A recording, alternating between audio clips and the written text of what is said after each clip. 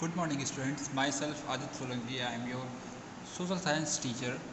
Welcome to Vidapani online classes. I hope आप लोगों ने अपनी समर वेकेशंस को अच्छे से एंजॉय किया होगा और साथ ही में अपनी यूनिट टेस्ट की प्रिपरेशन को भी कॉन्टीन्यूसली रखा होगा। आप लोगों को बताया गया था समर वेकेशंस के पहले कि जैसे ही समर वेकेशंस ओवर होंगी वैसे ही जुलाई के फर्स्ट वीक में आपका यूनिट टेस्ट होगा और आपको समर वेकेशन के दौरान आपका सिलेबस भी बता दिया गया था कि कौन कौन से चैप्टर्स आपके यूनिट टेस्ट फर्स्ट में आने वाले हैं और इस चैप्टर को समर वेकेशन के पहले हम लोगों ने कंप्लीट भी कर लिया था। बस अब हम लोगों को उसका रिवीजन करना है और रिवीजन करने से पहले सबसे पहले हम लोग पेपर पैटर्न की बात कर लेते हैं कि अगर आपका पेपर बनेगा तो बनेगा कैसे, क्योंकि जैसे ही आपका सिलेबस आपको मिला आप लोगों के अंदर डाउट आ गए होंगे कि पेपर किस तरीके से बनेगा। अगर 20 मार्क्स का पेपर है तो कौन कौन से क्वेश्चन आएंगे, कितने मार्क्स कंटेन करेंगे। तो सबसे पहली वीडियो इस वजह से मैं पेपर पैटर्न पे बना रहा हूँ जिससे कि आपको आपके पेपर का पेपर पैटर्न क्लियर हो जाए। तो आपके सामने स्क्रीन पे आपका पेपर पैटर्न दिखाई दे रहा होगा, इसको मैं एक बार एक्सप्लेन कर देता हूँ। जैसे पहला है आपका ए मल्टीपल चॉइस क्वेश्चन। तो आपका पेपर 20 मार्क्स का रहेगा जिसमें पहला क्वेश्चन रहेगा आपका MCQ यानी कि मल्टीपल चॉइस क्वेश्चन। इसमें ईच क्वेश्चन 1 मार्क्स का रहेगा और 3 क्वेश्चन रहेंगे तो टोटल मार्क्स ये कितने कंटेन करेंगे 3 मार्क्स, यानी कि 3 क्वेश्चन रहेंगे MCQ की ईच 1 मार्क्स के, तो टोटल 3 मार्क्स कंटेन करेंगे। सेकंड आपका है फिल इन द ब्लैंक्स।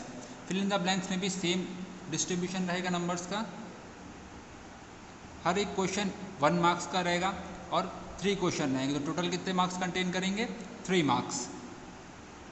सी यानी कि तीसरा क्वेश्चन आपका रहेगा राइट ट्रू और फॉल्स, यानी कि ट्रू एंड फॉल्स रहेंगे। उसमें भी नंबर का डिस्ट्रीब्यूशन आपका सेम ही रहेगा, यानी कि ईच क्वेश्चन आपका 1 मार्क्स का रहेगा और टोटल कितने क्वेश्चन रहेंगे 3, तो टोटल मार्क्स कितना कंटेन करेगा 3 मार्क्स। फिर आपका है मैच द फॉलोइंग, यानी कि मैचिंग आपको करना रहेगा। मैचिंग आप मैचिंग भी कर सकते हैं पेपर में या फिर आप सामने सामने भी लिख दीजिएगा क्योंकि वो ज़्यादा क्लियर रहता है और उसको समझना काफ़ी आसान रहता है, तो आपके मार्क्स नहीं कटते अननेसेसरी तरीके से। मैचिंग में ईच क्वेश्चन आपका 0.5 मार्क्स का रहेगा, यानी कि हाफ मार्क्स का रहेगा और 5 रहेंगे, 5 मैचिंग आपको करनी रहेगी। जो टोटल मार्क्स कंटेन करेगा 2.5, यानी कि 2.5 नंबर की पूरी मैचिंग रहेगी आपकी। फिर आपकी ई है आपका शॉर्ट आंसर टाइप क्वेश्चन। आपकी नोटबुक यानी कि जो आपके रिटन क्वेश्चन होते हैं आप इनसे क्वेश्चन आएंगे। पहले आपका शॉर्ट आंसर होता है फिर आपके लॉन्ग आंसर होते हैं, तो इस समय हम लोग शॉर्ट आंसर की बात कर रहे हैं।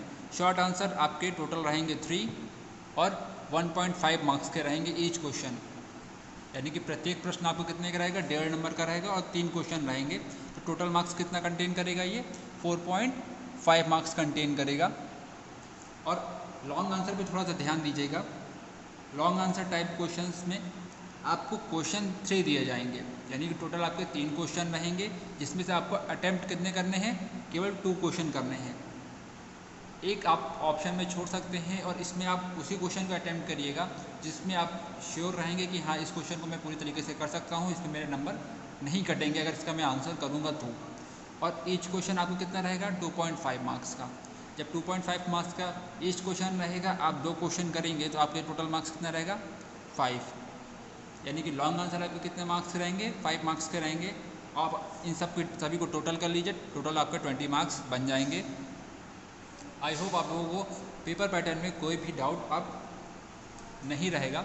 अब अगर अभी भी आपको कोई भी डाउट है पेपर पैटर्न से रिलेटेड तो आप 10 AM से 11 AM के बीच में या आपको जो भी क्वेश्चनिंग आ रहा होगा आप उसके बीच में मुझसे पूछ सकते हैं। अब हम लोग बात करते हैं रिवीजन की। रिवीजन में मैं सबसे पहले आपका सिविक्स का चैप्टर उठाऊंगा। रिवीजन आपका स्टार्ट होगा सिविक्स के चैप्टर फर्स्ट से, यानी कि इंडियन कॉन्स्टिट्यूशन, यानी कि भारतीय संविधान। इस चैप्टर को मैंने रीड भी करा दिया था और इसकी PDF भी प्रोवाइड करवा दी गई थी आपको समर वेकेशन के पहले ही। आई होप आप लोगों ने कंप्लीट भी कर लिया होगा। अब हम लोग इसके रिवीजन की बात करते हैं, इसके क्वेश्चन आंसर की बात करते हैं।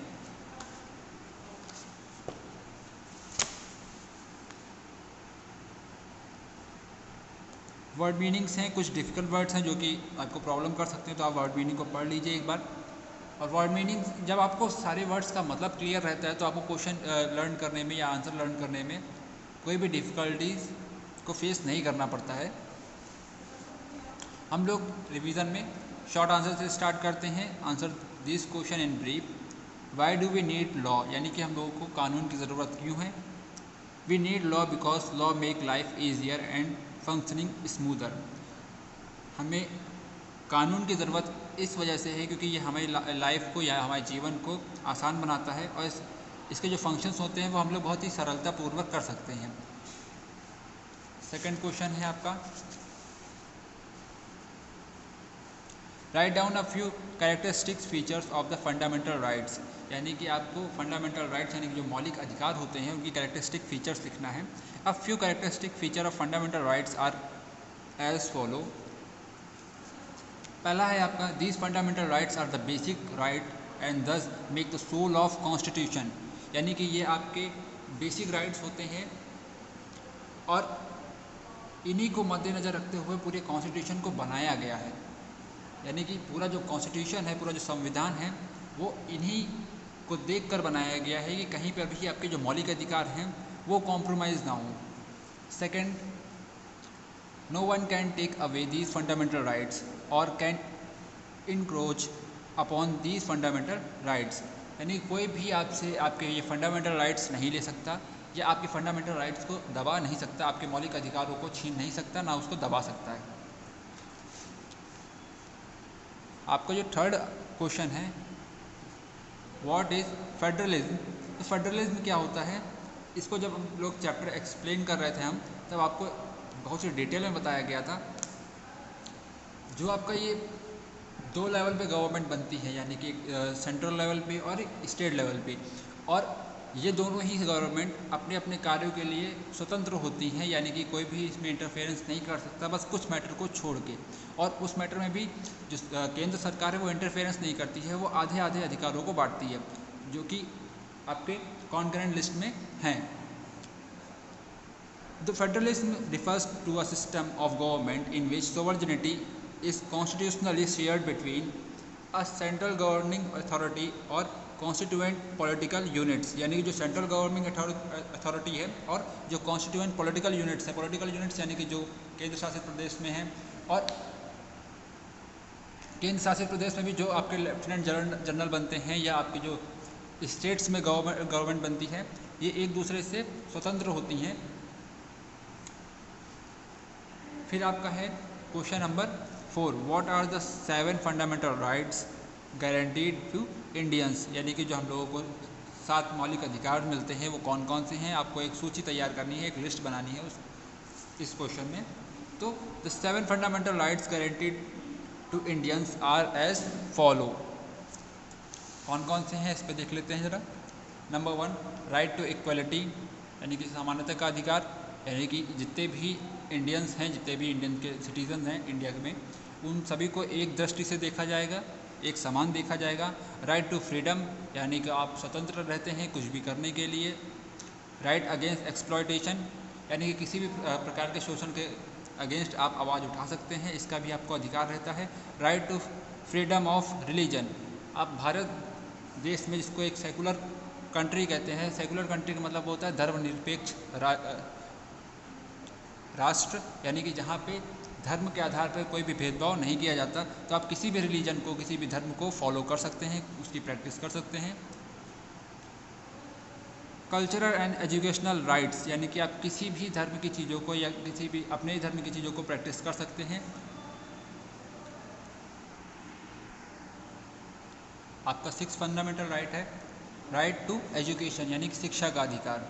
फिर है आपका राइट टू कॉन्स्टिट्यूशनल रेमेडीज़, यानी कि अगर आपको किसी भी कॉन्स्टिट्यूशनल रूल में कोई भी प्रॉब्लम लगती है तो आप उसके खिलाफ आवाज़ उठा सकते हैं और उसमें भी संशोधन किया जाएगा अगर उसमें सच में वो समस्या है जो आपको लगती है वो। फिर आपके लॉन्ग आंसर्स हैं इस चैप्टर के। Answer the following question in detail. Question answer long के जो है उसके फर्स्ट है state the importance of law for us, यानी कि हम लोगों के लिए लॉ की क्या इम्पोर्टेंस है, क्या महत्व है। उसके बारे में लिखना है आपको। Law are very important for us, they required not only for the regulation of activities in our country but also to prevent unjust and abusive social practices। यानी कि ये हमारी एक्टिविटीज़ को या जो भी हम लोग कार्य करते हैं उसके रेगुलेशन के लिए ही इम्पोर्टेंट नहीं है, साथ में हमें उन चीज़ों से भी बचाता है जो कि गलत सोशल प्रैक्टिसेस होती हैं, जो आप हिस्ट्री में पढ़ते आए हैं। हिस्ट्री के जब हम लोगों ने चैप्टर को पढ़ा था, जब ब्रिटिश रूल था, या आप 7th क्लास में जब आप मुग़ल या दिल्ली सल्तनत को पढ़े थे, तो आपने देखा था कितनी समाज में कितनी बुराइयां थी, यानी कि सती सिस्टम, पर्दा सिस्टम, इन सब को, चाइल्ड मैरिज। तो ये जितनी भी सोशल प्रैक्टिसेस होती हैं इन सभी से भी हमें बचाता है। Law also work for betterment of people and enable certain group and communities to rise at par with other in the society. यानी कि हमारे बेटरमेंट के लिए कार्य करता है लोगों के, और जो सर्टेन ग्रुप्स हैं, यानी कि जो ऐसे ग्रुप्स हैं जिनकी जो जनसंख्या में काफ़ी कम है, उनको भी ऊपर उठने का मौका देता है। लॉ प्रिवेंट और deter people from behaving in manner that negatively affect the quality of life to other people. यानी कि कानून किसी भी तरह के लोगों को कुछ गलत करने से रोकता है, जिससे कि वो किसी भी अदर लोगों की लाइफ को निगेटिवली यानी कि नकारात्मक तरीके से इफ़ेक्ट ना करें। अब हम लोग आते हैं आपके थर्ड क्वेश्चन की तरफ। What do you understand by separation of power among different organs of government. यानी कि आप जो पावर का विस्तार हुआ है अलग अलग ऑर्गन्स में गवर्नमेंट के, उससे आप क्या समझते हैं, या ऐसा क्यों होना चाहिए। The constitution divides the state into 3 organs. Constitution ने स्टेट्स को 3 ऑर्गन्स में डिवाइड किया है। पहला है आपका लेजिस्लेचर, फिर सेकंड है आपका द एग्जीक्यूटिव, एंड थर्ड है आपका the judiciary. The legislature of India is called the parliament, यानी कि भारत के लेजिस्लेचर को पार्लियामेंट कहते हैं, विच कंसिस्ट द प्रेसिडेंट, यानी कि जो कंसिस्ट करता है प्रेसिडेंट को और 2 हाउसेस को, यानी कि Rajya Sabha and Lok Sabha. The executive is the organ of the government which settle dispute related to the constitutional matter. Executive वो ऑर्गन है जो कि डिस्प्यूट्स को, यानी कि जो झगड़े होते हैं उनको, कॉन्स्टिट्यूशनल मैटर से रिलेटेड जितने भी झगड़े होते हैं उसको सॉर्ट आउट करता है। The constitution made the 3 organ with different powers so that they can keep check on each other and can prevent the misuse of power by any branch of the state। Constitution में जो power है वो 3 organs में इस वजह से विभाजित हुई है कि वो एक दूसरे को चेक करते रहें और अपनी शक्तियों का गलत फ़ायदा उठाने से उनको रोकें। फिर है आपका question number 4, why does a democratic country needs a constitution. यानी कि एक लोकतांत्रिक कंट्री में कॉन्स्टिट्यूशन, संविधान की ज़रूरत क्यों है। The constitution country needs a democratic country needs a constitution for a variety of reasons. यानी कि इसके कई सारे कारण हैं। In a democracy these are several groups of people looking for the share in the government. Also in democracy a large number of people took part in the formation of government. As such these can be a clash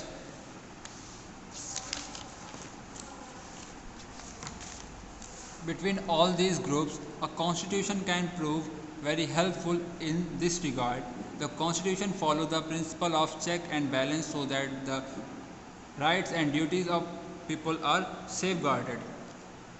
यानी कि democratic form of government में कई अलग अलग political parties होती हैं और कई सारे लोग गवर्नमेंट के फॉर्मेशन में पार्टिसिपेट करते हैं। तो अगर अलग अलग पार्टीज़ होंगी तो उनके बीच में मतभेद भी होगा, क्लैश भी उत्पन्न होगा, जाहिर सी बात है। और यहाँ पे कॉन्स्टिट्यूशनल हेल्प करता है उनके, इसमें कॉन्स्टिट्यूशन हेल्प करता है जो उनके बीच मतभेद या क्लैश उत्पन्न होते हैं उसको शांतिपूर्वक बैठाने में।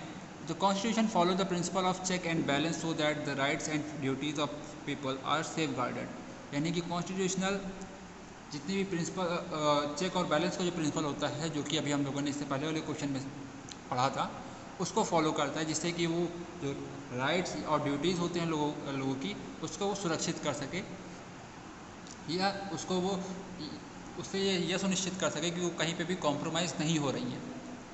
स्टूडेंट्स, आज हम लोगों ने इस चैप्टर के क्वेश्चन आंसर यानी कि शॉर्ट आंसर और लॉन्ग आंसर को कवर किया है, और नेक्स्ट वीडियो में हम लोग इसके बुक वर्क को और ज्योग्राफी के चैप्टर 1 को कवर करेंगे। आप जैसे इस क्वेश्चंस की वीडियोस को एक बार देख लीजिए, और जो भी अगर आपको कोई भी डाउट लगे तो आप मुझसे पूछ सकते हैं, जो भी आपका क्वेश्चनिंग आर होगा उसमें। आज की वीडियो में इतना ही। Thank you very much.